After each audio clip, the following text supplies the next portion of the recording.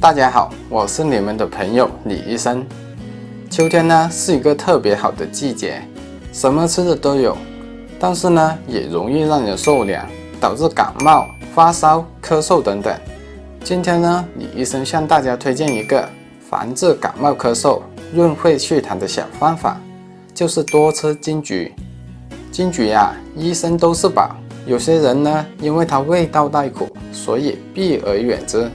那我呢，今天教大家做一个金桔酱，简单美味又健康。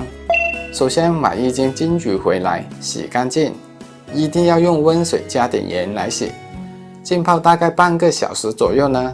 把金桔捞出来，控干水分，用刀把所有的金桔呢都切成片状，记住不要去核，因为金桔核呢也是良药。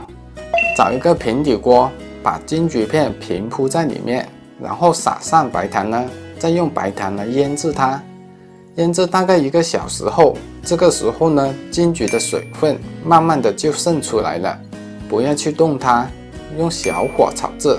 炒制的过程中呢，如果发现太稠了，就可以加一丁点水，里面的果胶呢就会慢慢的融化，金桔也会慢慢变软变粘稠。等到金桔由金黄色变成熟黄色以后呢，加一点蜂蜜就可以出锅了。出锅以后可以装到瓶子里面保存。我们每天呀，可以用它来抹面包吃，生吃、泡水喝都可以。给儿童作为小食品呢也可以。它具有润肺止渴、化痰的功效，特别是针对老年人的咳嗽、痰多以及小孩的慢性咳嗽都是非常的适用的。金桔呢是非常好的化痰药，大家记得要试一试哦。